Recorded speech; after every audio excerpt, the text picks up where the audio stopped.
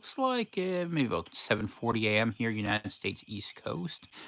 Greetings from the Atlantic homeland. Hello, fellow Pinelanders, and the Lord's blessing be upon you all today. I am your host, Tom Kaczynski. You may occasionally hear Dana opine. She's here with me, but we'll see. She wasn't planning on it, but if she wants to say something, I'm sure she will, and I'm that's a not here. wonderful. She's not here, she says. You can work out that paradox in your own mind. But I want to thank everyone who supports the program. We had a really great program last night. What a good sermon tomorrow night. I didn't plan on doing a show today. I usually don't like to do shows on Saturdays, but sometimes you wake up and you have something you want to talk about. And I certainly didn't feel like editing my book this morning. So instead, I figured I'd reach out to you guys and we'll have a little show this morning. Try to aim for maybe a half hour. I don't want to do a super long one, but I had a thought in my mind I wanted to share with you. And hopefully you'll find it interesting. And what I'm going to call it is democracy is like the one ring from the Lord of the Rings. And I want to talk about this because there's been a number of interesting conversations I've been witnessing, and occasionally a slight party too, about why certain things didn't work, like the truck convoys and January 6th and all these sort of things. And I watch a lot of really good people invest a lot of energy into hoping to transform the system and work for gradual reform and change. And I'm going to explain to you why you're wasting your time. Not that you shouldn't try to change things. And look, I'm not against tactical voting. I mean, maybe there's a benefit to you. You have to play out, and I respect that. But ultimately, you have to understand the nature of this system is designed to entrap you, and I'm going to explain how. So, before we do that, just a reminder for those who want to support the program, P.O. Box 343, Eagle Lake, Maine, 04739. There's the Venmo, CVC, PRV. Super chats are enabled, and thank you to everyone who supports us by buying the books on Audible and Amazon. People have asked me when Surviving the Fall of America will be available. So the process for this usually is I will do a hard first edit sometime this weekend or early next week, probably on Monday, to be honest with you. I'll do it because it feels like a Monday type job.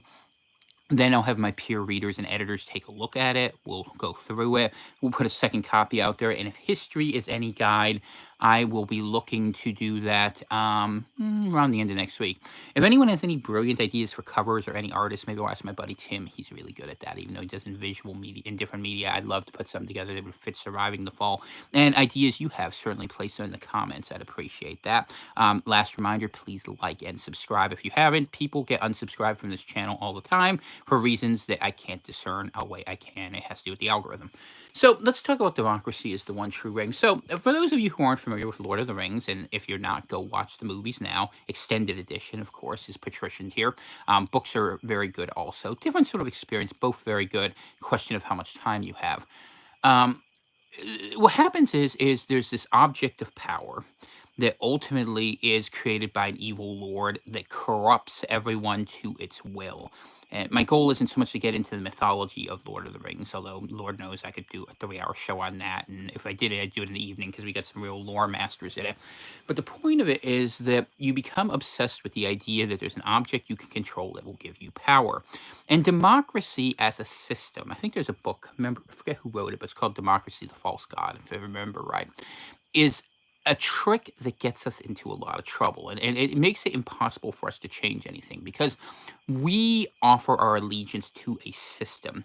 And the system basically says the will of the majority is the best thing to follow. And yet, when you look historically at the cultural development of civilizations and cultures, you see that when you follow the will of the majority, you inevitably end up with the least common denominator. You end up with systems that are easily manipulable and can be controlled. And you end up with situations where the system itself has to be defended so strongly that you end up justifying its own corruption. For instance, let's say the election of 2020. Let's say the election of 1960, where Jack Kennedy stole it from Richard Nixon, okay? The problem is what they would say is for the good of the country and for the good of the system, you have to allow the theft. And it gets kind of crazy where you say, because this is so good, you have to admit evil. And that is the logic behind democracy. We're like, well, if everyone wants this, we have to let it happen. And it destroys the individual, it destroys morality, it destroys whatever basis you have of orientation of what is true because you say, well, if everyone wants this, we have to admit it. And you end up in a position of what we would call progressive tolerance. And I don't mean that in an ideological sense. I just mean it where you're always being more willing to accept things. And it denudes people of their ability to stand for things that they actually believe in. It is culture wrecking, it is morale destroying, and it becomes inevitably materialistic, venial. And every example in history, going back to ancient Athens, who got curb stomped by Sparta, ends with this being destroyed. So why is this the global system that's put out there. Well, you have to understand it in terms of what the elites were trying to do. And you have to look, America, worth remembering, was not built as a democracy, it was built as a republic. And mind you, the corruption was at the heart of it from the very beginning. I'm not I'm not arguing against any of that. I understand that. But when you look, people say all those terrible things that happened at the turn of the 20th century, the passage of the Income Tax Amendment, mandatory public schooling. Some people would say women's suffrage and the problems that caused. But take those two things, maybe women's suffrage, where you had a group of people who were going to be heavily propagandized, and they knew it. Go read the Walter Lippmann book. They talked about that they were going to use that as a wedge. And I'm not saying that against women all the time. Women were actually more conservative voters than men up until 1950 when they destroyed the family because they wanted disconnected women, where they knew the way they were going to manipulate women was to make them responsible to the social matrix. And they knew when the family was gone, women would follow the propaganda state. And so basically they have up until this day, by and large. Of course, there are many exceptions, and a lot of them are on this channel. So you don't need to send it to me. I already know, and you already know, so that saves us some time. But the direct election of senators is another example I want to put out there where states which were independent areas of authority were pushed aside. And the idea was we were just going to put whatever people the people wanted. And we basically took a functioning country and turned it into a high school prom voting contest. And so, yeah, it's pretty. And yeah, people get dressed up and they have a good time. But functionally, it's impossible to do anything. And why would you see so much money invested into making that happen? Because what elites do is they create governments at this point to give you the illusion that you have a say and as a mobilization pattern for what people are going to do. But what really mobilizes people? Do you live your life following the dictates of the law or just sort of avoiding, or do you live your life following the dictates of money and what banking does and this idea of the leverage by which you're moved? And when governments investigate people, they're out there, DHS, Mayorkas is out there saying white supremacy is the biggest threat to the world. Well, some people might say it's the Russians, some people might say it's the Chinese, some people might say it's the bankers, but a bunch of people hanging out in a little shack in Appalachia probably are not the biggest threat to anyone except some unsuspecting moonshiner. So what I'm sharing with you is this, that the idea that democracy is somehow going to help us or save us and that you give legitimacy to the system, where we know elections are fixed and they're fixed in 100 different ways. My goal is not to get into every one of those. If you don't know that, you haven't been paying attention. But my goal is to saying that if you give legitimacy to that system, you are going to be trapped by that system. And part of what Pineland deposits, and people always say to me, well, Tom, are you going to run for something? And I used to think that way. I used to be a gradualist, and I'm like, no. And I even told my group, if I was ever going to be in any sort of political position of authority, of any sort, two things would have to happen. Either it would have to be taken or it would have to be given, but I'm not running for anything because I'm not looking to win a popularity contest because I don't really care about what's popular. I care about what's right, and that's what you need to care about. But this gets to the problem of activism and why I brought it up today, is that we believe so much in the legitimacy of our system that we will destroy ourselves before we'll stand against it. Consider our Canadian friends who went out there, who had, for a moment, potentially the possibility to break a system that was clearly, by even democratic standards, undemocratic. And yet it stood behind its law and it said, well, we're going to shut you down. And even the courts in Canada ruled just this week that what they did was illegal. But it doesn't matter because the moment passed. And that's what they do. They say, well, we're defending democracy. At the same time, actually, Trudeau's such a piece of crap. He was talking out of both sides of his mouth, talking about how important democracy was in Ukraine. At the very same time, he was squashing it in Ottawa. So the truckers had the ability, if they were serious, to shut it down. And you really have two choices to fight democracy. Number one is you come out of it all together and you build something new and then you stand on that ground. Or number two, you collapse the system around you by saying, we just won't participate. And they could have done that. They could have sat there on those bridges and they could have made it so the thing fell apart to the point where this corrupt system would have been gone. And they could have erased the debts and they could have erased the old order. But the truth of it is nobody wants to erase the old order. People trust the old order because they can't imagine a new one. And they trust it because they don't imagine their material ability to survive. So the same thing happened with the American convoy, which was the biggest circle jerk I've ever seen in my life. And forgive the bluntness of my language, but they went around, drove around Washington in circles like they were commuters, and then went home. And they had a good time, and they partied, and they talked about how great they were, and they patted each other on the back, but it was utterly pointless because they had no will to power. And they had no will to power because fundamentally they believe in democracy. They believe, well, what's best for the most amount of people is what's right. And that's not the way you can build society. No culture has ever built in there. Democracy is a degenerate system that is used by oligarchs to control poor people by giving them the illusion of power while the reality remains in economic factors. And this is why I call it the one ring model, because what happens is every one of us say, I have the ring now and I'm going to do something. And you notice nothing ever changes. It gets worse. And why? Because the ring corrupts you. It corrupts you to the idea that you have to come up with ideas that the majority of people want. And that's not what it is. The object of a well designed civilization, frankly, would be to seek truth, to use reason, to embrace faith, and to develop a group of people who do have the courage to stand against it. And so as we come into these later times, and people sometimes ask, what are we going to do to change things? What are we going to do in this election cycle? What are we going to do politically? What you have to do is resolve in your heart and in your mind that you're going to get out of this system, and you have to figure out ways to connect to people. You have to figure out a way to tear the root of money against you, and the way you do that is by stop thinking government is going to change any of this. Government is just a clearinghouse that exacerbates the problem, and it's done that for a very, very long time. When America was successful and prosperous, it wasn't because of the brilliance of our early presidents or the fact that Washington did things. It's because Washington couldn't control us. We were a frontier that built in spite of DC, not because of it. And that we had states that had a great deal of independence, and they had people who had a great deal of integrity. You look at the Constitution, the first thing it did was attack God for Amendment 1. There'll be no exercise of religion. They went after God, and yet the people didn't care. They did their own thing, and it took a very long time until they could tax you, control you, financially manage you. And what happened? Well, that was populist democracy, because we have to take care of the poor people. We have to take care of everybody.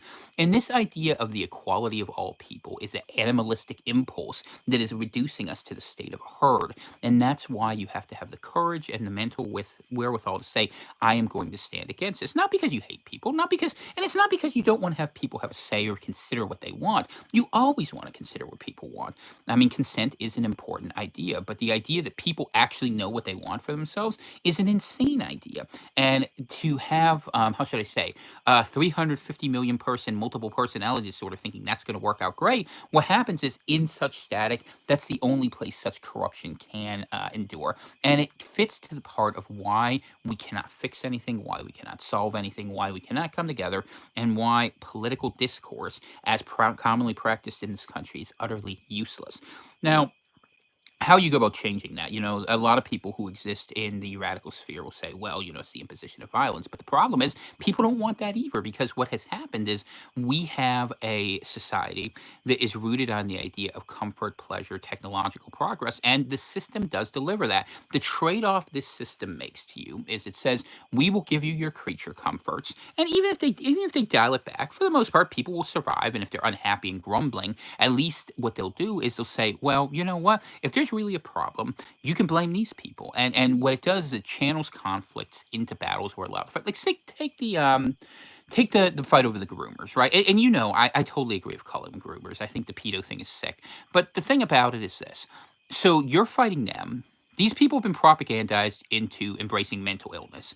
Sane people are fighting mentally ill people. Government is going to become a battle over that. And at the meantime, who's robbing the bank? See, this is what happens. And you see this battle happens over and over and over again, that we are not ever fundamentally allowed to address the core issues, which I said, it's not a book most of you read, but if you went back and read End the Con, beyond my sort of, how should I say, superficial optimism I put out there because I was playing politics at the time, you would see that it was actually a really heavy critique on the policies of the Federal Reserve Bank and the oligarchy connection that we've come to understand much better through groups like BlackRock and Larry Fink and the World Economic Forum, Klaus Schwab, and that there was this confluence of capital that went out there and said, okay, we're going to remake the world. We're going to degrade the ability of people to stand against us. And, that comes different ways. That's the food warfare. Think of food chain reaction. That's, what we dealt with COVID. You saw these things were planned. What was it called? Event 201. And there are other ones. You can look them all up. John Podesta is at the heart of a lot of these. And why not? You have a Georgetown Jesuit. What a surprise. Same people, different name. You end up seeing these battles happen over and over again. And as you watch them play out in real time, you start to realize that the only option you have is a more complete separation. And so, I look at my own work, because someone was asking about this today. Someone said, oh, Tom, have you heard from your Fed handlers in a while? And I was laughing about it because I haven't. And I know why I haven't, because they don't care about anything unless I get political. And I say, like we did with free states after January 6th, this idea that people would take a different path. They don't want people existing outside the system. And they don't have the vision of what separation needs to look like. But if we were serious about it, what it would look like is cultural nationalism, look like the Quebecois did in France, and or excuse me, in Canada, and they probably voted to separate in 1995. To be honest with you, the election was probably fixed, just like I suspect the election we fixed for Macron against Le Pen, because there's no way the West, after investing all this money, is going to allow a little French uprising to destroy NATO, which is what her election might do. And there's good and there's bad to that. But suffice it to say, fixing elections is not a big deal. And if people question it, it'll be like, well, you're questioning the system. And you see the transference, right? The system is justified in whatever it does beyond its own corruption because the system itself, even if it's imperfectly executed, is so good that we have to support it. And that's what the One Ring is about. It's the idea that there's a power that's so great in this that even when it's imperfectly executed, we must support. The will of the majority must win out. And the will of the majority is insanity. The will of the majority is schizophrenia. So, and not in the fun, interesting way where I come on here, a little bit, creative and share big ideas with you sometimes late at night, but it's more in a problem that we really struggle to get away from. And so when you're starting to build your new identity, and this is what Pineland is and why it's fundamentally different than New Albion is, it's not about building a political structure, it's about building a new sense of self, a new sense of identity. It's caught up in a cultural belief where you say, I'm not going to accept mediocrity as the center. I'm not going to look for a system to save me. I'm going to look are actually important. And when we talk about culture, we're talking about truth and what you're willing to stand on. Where when a system says, well, there's nothing higher than democracy and tolerance, you have to be willing to be intolerant. You have to be willing to be undemocratic. I mean, and that's nature. It's hierarchy. You say that things are true, and I'm going to stand on them. And in Pineland, when I articulate it myself, I say that we're talking about faith, that you put the truth of the Lord Jesus Christ above all else, that you follow the objective truth God offers as a means to building a life that actually functions right and in accordance with nature. Your folk then become the people who share that belief because they understand they are not going to worship a false system and betray you. They're not going to betray you for money because of material advantage, because they understand the spiritual risks are too high, and they're not going to do it because of systemic and ideological belief because they know the system's all BS. Then you can rebuild your families. And that's really the key piece. People say the family should come first, and I agree with that. But we don't spend enough time talking about what tears apart our families. And it's these pressures, these titanic pressures that are put on by these social movements, like feminism or transgenderism or pick whatever movement you like, Marxism. All the isms, basically capitalism as well. The idea that to provide a better future, the wife had to go work and the husband couldn't stay, or the husband couldn't go out there. Well, that was an artificial choice that was induced because we didn't value families, because the state always wanted to separate you from your kids so they could teach you horrible things. We had one of our members last night, Crystal, I believe, was telling me, that her 7-year-old goes to a school and she has to apologize for his own background because supposedly, of sins of the fathers, and this it taught and inculcated guilt. I mean, man, the We're not Catholics, Klingons. yeah, the Catholics don't even get to this that fast. You know what I mean? That's saying something. Yeah, we're not Klingons. It's too bad. We could use Kern right about now. Uh, he wouldn't go for this crap. Neither would Gowron. Old big eyes.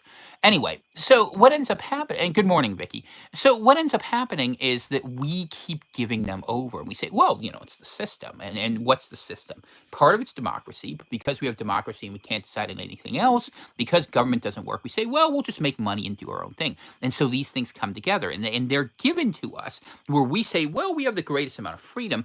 Yeah, we have the greatest amount of freedom. What they did is they built a wider fence around us and said, hey, we're just keeping you in and keeping you safe. We built a wall around you.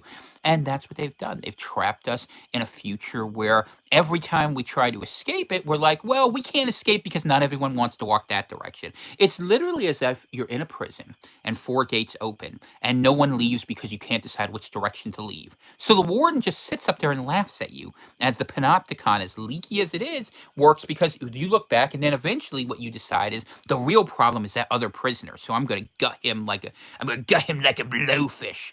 And you go in there and you have these fights over and over again, and that's what they do. And this is why nothing changes in America, because the reality is in America people would rather fight one another than escape this system, because we imagine America, democracy, all these false idols as the one ring we must possess, and we're going to fight one another over it to the last man. And rather than doing that, then walking away. And it's sad because what America was built on at the very beginning of it, and the good that came of it, was people who did walk away. Whether it was the Puritans who came to New England, whether it was the Scots-Irish who, settled into Appalachia, or even after the Civil War, people settled in the West who were wild frontiersmen. They were the ones who built the energy and the vigor of this country. And if it happens again, it will happen that way. And it's something beyond law, because law is an arbitrary enforcement. We've seen this. We talked about that. What happened in Michigan? What happened in Virginia? All these things. And we understand those things. So what I want people to understand is the need and import of running away from that false god. And the price of it is high. I mean, you know that. I live in poverty and in obscurity in a rare place, but I live in freedom. And I live for a place where my mind is not being hijacked by the system. And it's something we have to think about more carefully, because what's going to happen in the not so distant future, put whatever years you want it, somewhere between a day and a decade, what we will see is that people will sign up and offer their absolute loyalty to the system. As scarcity and austerity comes forward, that there will be greater surveillance, there will be greater requirement to participate in certain social programs that will probably have bioelectronic components. Bionic components would be the right word. And that people will lose the functional capacity because it will be engineered out of us as a physical trait. And then there will be a few of us living out on the res, if we're allowed to, or we'll be living as, closet revolutionaries, because we never managed to build a different idea. And when I look at my own thing, the efforts I made over the years, I'm not ashamed of them, but my lack of understanding was the importance of building the tribe and the ideas. And the media state supported this, because the media state's job is to pull everyone back down. You think of what was it? There's actually a really good scene in this. What was it? In What Dreams May Come. You guys ever see that one back in the day? Robin Williams, where in certain scenes they were like walking through a hellish landscape, and just like you would see in the swamps, actually, that Frodo and Sam have to travel, how they're being pulled in by their ankles. And if you try to rise above, what happens inevitably is the system pulls you back down, and you get caught up in the relative thing, where the far left, and that's why they fund these insane collectivists so much, will pull down people who seek natural hierarchy and order. And it's not about being right wing or left wing. I'm not actually a right wing person. I support a lot of social ethics. I support debt forgiveness. I support a debt jubilee and destruction of the banks. I mean, by their standards, I'm far left, except for the fact that I don't think self mutilation is a healthy thing. I don't think the idea that kids should be sexualized is healthy. I think that you need a strong right, what should I say? When I say right, not right wing, but correct social ethic that protects what's true, and then you put people there, and that's always been the message. But you'll notice in American politics, you're never allowed to have political groups that have right wing social ethics and left wing economic policies. That you always end up, you vote for the Democrats for the economics, and you get the social policies, and you vote for the Republicans for the what should I say? You vote for the Republicans for the social policies, and then you get this free market economics where the corporations, the same ones who like Disney's doing right now with their woke transgender crap, will go and attack your kids. And this is no accident. These people meet. That's why someone asked me. We were looking at the World Economic Forum. Good to see you, crypto. What they were doing is, before that was called the European Management Group, and I was reading about it. And supposedly Kissinger tipped off Schwab. They get together, your sort of Bilderberg light type academics, and they said, okay, how can we come together and remake the world? And they decided to make China the test bed for what they wanted to do. So they funded and rose up the social credit score in the post Mao Deng Xiaoping world. They brought the European and Americans sort of together in this NATO EU structure that most Europeans don't want, most Americans sort of question. And in this war, people look at it and say, oh, well, Russia's so bad. We had to have an external enemy that we created through our actions in Ukraine, so that they would come against us, so that people would have something to stand for. And look, I think that there is a conversation between European and American civilization, North American civilization, that maybe we can do things together, or maybe we're separate peoples. I don't know. At this point, maybe we are thrown together against technological totalitarianism, but our leaders are not using this to our benefit. They're using this for their own cynical possession, where they are looking for the bifurcation of humanity into whatever elite group they imagine is going to be the technological transhumanists who are going to run things, and the rest of us who are going to be busy fighting each other in the horde. So when you look at the dysgenic policies, when you look at the crazy demography, the open borders, what do they do this for? It's not that they don't understand they're breaking the system. They're breaking the system because the idea of perpetual revolution, the Maoist ideology they run with, is just run more subtly through democracy. And it's something that has been promoted for a very long time. Remember, all these horrible Chinese systems we hate and we look at with fear, because we look at that as the long-term strategic threat, are impositions of Western imperialism, ironically. Marx wasn't a Chinaman. So you have to to understand that these are the battles we really need to begin fighting, and that you mentally begin getting out of that system. So what do? Well, the first thing you do is you go read Come Out of Babylon. If you haven't read it yet, go buy it. And I'm saying that because what you have to get to the idea of understanding is that you're not really fighting governments. You're fighting the systems of oppression that exist based upon the way you structure your day-to-day life and your time preferences. So that you usually, the way it actually works out is that you choose things that save you time, but that make you less capable, that make you more disconnected, that increase intermediaries. And so you're looking to redraw organic connections between people. You're looking for beliefs that transcend systems, and you're looking for truths that can actually unite people. And if you can do that and you stand on those grounds, you can begin walking out. And you're going to pay a price. You're going to pay a price. And it's going to be, the longer you wait, the higher it's going to be. It's going to cost you your money. It's going to cost you your friends. It's going to cost you your social status. But it's the one chance you have to not get eaten up by the system. And as I've been watching things happen between Russia and the West, and I'm watching soft power versus hard power, to my own surprise, I have to admit, and it's important to admit when you're wrong, soft power seems to be winning. And I say that because people just don't have the energy to resist when there's an easy solution. Because it's not like you're saying, I have to fight you. The West says, you have to fight the people in our society, and it's hyper competitive. But external to our society, you said, can't we just get along? Can't we just get along? Can't we just get along? And the answer is, sometimes we shouldn't get along. Sometimes you have to be able to say, you're an asshole, and you're wrong. Stop it. But no one wants to be that guy. No one wants to be a jerk. I'm the jerk. I'm willing to be the jerk. Yeah. A pickle Rick. A pickle Rick! Boom! I'm a pickle. A pickle. And I would turn myself into a pickle to miss a therapy appointment. I'd so do that. That's absolutely something I would do. I'll own it. Because I don't want to hear psychobabble and say, no, you're wrong. Be like, well, don't you think people should be able to do what they want? I'm like, if you let everyone do what they want, that's a catastrophe. Such licentiousness. No, people need rules and people need order. And look, it doesn't mean you need to shoot people or hang people because they're wrong. So many problems would just be solved if when someone did something that was bad, you'd stop. Like, think of it this way.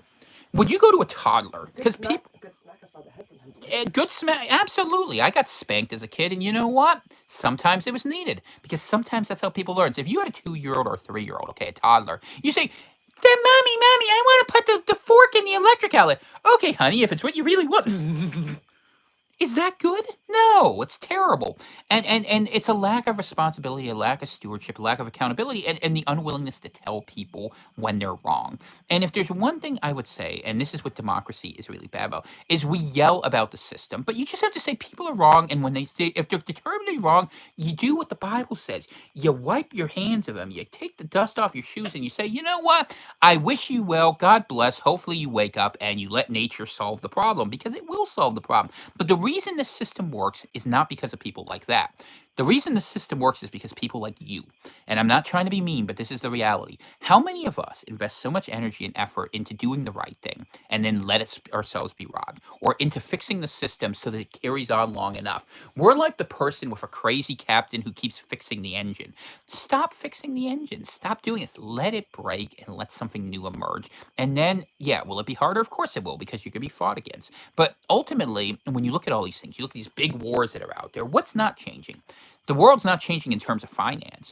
Debt management continues going forward. Corporations are still promoting their same terrible ideas. I mean, even at the same time, here's your tell. We're fighting existential crisis against Russia, but Biden's negotiating with Putin to work with Iran. So what's really happening here?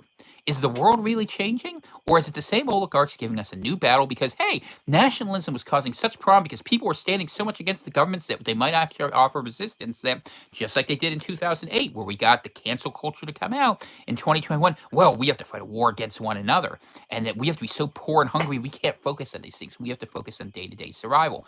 They attack us and we say, well, there's nothing we can do. We need the democratic system to save us because, that's what we're fighting for. War for democracies. I fight a war against democracies. I don't believe in it. But it's this idea, and democracy, I'm just using that as a simple example because this came up in respect to the convoys. But it's this idea that there's a system of governance. You don't need system. You need good people. And good people requires good culture. And good culture requires truth. For me, it's biblical truth. I look at the Bible. I read what the Lord says. I think about what Jesus says. Honor God above all else and love one another. We never tried that. might be a good one to try. I mean, I don't know. I think it's we've tried everything else, so that is something I endorse and I support. And within that, there's certain rules of it. And God puts in there and says, hey, don't do these things. Don't cheat on your wife. Don't steal from your neighbor.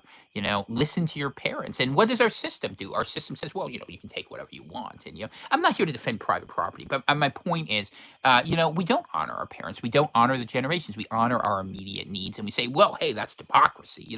And it's selfish. And we live in a system where we elevate vice and denude virtue. And if you continue to do that, it will fall apart. And that's why I make these dire predictions. I mean, admittedly, things take longer than I think because there's a lot more wealth and people are following their habits. But ultimately, when nobody cares, the thing falls apart. And that's what this system is very good at doing. It makes you care about fighting the person who wants to take the ring from you. But while you're fighting over the ring, you're ignoring all of reality around you. And what I want you to do is start looking at reality a little differently and start looking for the exits. Because if you stay on this ride, I'll tell you something. I can't see every line in that roller coaster, but at some point the track ends. And I hope you enjoy flying. You better bring a parachute. Everybody needs their Sam. Well, everyone needs their Sam. Well, I have my Sam. So that was. Sam. You're right. You're more like Frodo. You'd lose a ring. I'm more like Sam. I can't carry you, baby. We'll put blanket ball here. I'll carry you with me. Anyway, so that was what I wanted to share with you today as a morning show. Hopefully you found some value in it. Nice sedate morning, but I had a big idea I wanted to put out there, and I wanted to share that with you. And within that, that's why we work on the Pineland concept. That eventually, maybe we can find people who will do something like that. That's why I live up here. People ask all the time. It's a conversation we have some very good friends and well-intentioned people. Why do we choose to live in the middle of nowhere? We live here not because it's easy, but because it's hard.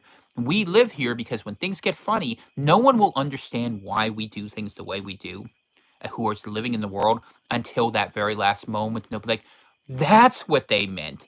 And all the explanations that we give. I'm tired of explaining to people like, why don't you live in a more milder climate? And like, it's just like, no. No, because what's going to happen is everyone else who's going to be when this false god is revealed, and all the false gods, really, the idols on which we worship our society, the almighty dollar, mammon, democracy is God, idea that we're worshiping. Really, it's pandemonium if you think of it from a demonic perspective. What you have is you'll have people who are trapped, and we will be here. And admittedly, we're low to the ground, but you know what? When the bullets start flying, that's a good place to be. I can duck. I got a big head. I got to be ready to duck.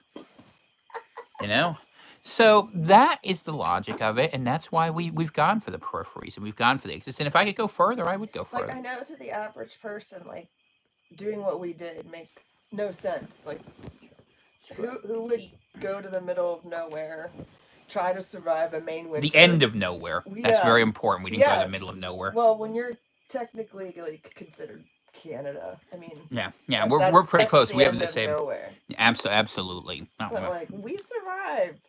Not very many people can say. Yeah, and I mean, we're haggard and we're broken, but we're here. Winter without a furnace. That is an amazing thing. Yeah, no, we got did. a $4,000 electric bill, but that's neither here nor there. Well, there's we didn't freeze. We didn't freeze. We did try to fix the furnace for what it's worth. I mean, I don't know. He did. We spent at least $2,000 on that, and it just didn't work. None of that, but I spent hours like working like I was in a foundry. I was like a modern day Vulcan. You really did try. No, we did, and then we got to the very bottom of it, and it cracked. There was just nothing to be had for it. And that's okay. And you know what? We could replace it. Do something. But honestly, I want to switch to a full wood system because in the end, you're not going to be able to rely on the system and the structures. As you running around with your little butane torch like Beavis. I am good for you. I do a really good Beavis. All right. How about, and so Crypto writes, how about a nonprofit or administration that pays admins 10% and 90% of what it was created for instead of the opposite? Yeah, I mean, look, a lot of these things are clear corruption if you learn to look. I'll tell you a great story about this. This was from God, it was like 6 or 7 years ago. But sometimes I get my dander up a little bit because I'm willing to say things that are difficult. So I was at an Arby's. This was when I was still living in Pennsylvania. That's how long ago. It must have been in 2013 or 2014, and they were doing like a food hunger program thing. How when you go to like a supermarket, it's like, hey, do you want to give $1 to this cause or $1 to that cause? And sometimes I do, and sometimes I don't. It's not because I'm cheap. I actually do a lot of charitable work, but that including this whole podcast, by the way. Make it a little less charitable. Give us a little will help. Venmo, CVC, PRV. But anyway, so I'm sitting there, and this woman comes up, and she's kind of like a know-it-all, real Karen type, right? And so I bought my sandwich, whatever it was, and she's like, "Oh, do you want to donate $1?" I'm like, "No, that's okay." She's like, "It's only just $1." I'm like, "No, thank you." She's like, "Are you sure?" I'm like, "Okay." I'm like, so because she was harassing me. So I got pissed off because she was trying to. I know what she was doing. She was trying to shame me into giving the dollar because she was a do-gooder. I'm like, okay, so let's talk about this for a little bit because now I'm mad. I'm like, okay, so tell me about this organization. What am I giving? She's like, oh, it gives food. I was like, well, what percentage of the people of food goes actually to the people? And what? She's like, oh, I don't know. I'm like, well, why don't you know? You're here pitching this to me. You want me to give money to these people. I support people directly and charitably. You don't seem to believe that because you want to make a scene here. So why don't you tell me what percentage of your nonprofit money's going to? She's like, well, I don't know, sir. I'm like, no, you don't know. No, give me my damn sandwich. Shut the. You don't want to make me mad. I don't get mad, but it's funny, and Dana will attest to this. I think I don't get mad over big things, but like little things like that make me mad. And she didn't know, and I know because I researched things at the time. I actually did know. I think because I was doing a project. It was like you said, crypto. Like 85% of it went to like overhead crap, and a lot of it's actually basically it's a way to offset corporate profits. There are very good charities, and a lot of times you don't hear about them. The big charities are very rarely them. Like we have a local place up here. I think it's called up in Fort Kent. It's called Good Shepherd Ministries. They're a little small place run by a couple of little ladies, and they do good work. You don't hear anything about them. They give stuff away all the time. They're not. And look, I don't care about the tax structures. People get into the legalisms of this, but you're right. You should ask the questions about what you're supporting. And a lot of times, what we've seen. I mean, take Ukraine, for example. We're supporting the rhetoric, but not the reality. I mean, what is it? Zelensky, I think what they say, he's got like 15 million. He's got some ridiculous amount in other, money that he's been embezzling for years. And he's out there saying, oh, well, you must stand for this. Like I was reading a thread today. It was from the Netherlands. And they were showing that the food prices has gone up 80%. And next to it, they had a sign. I kid you not. It said in Dutch,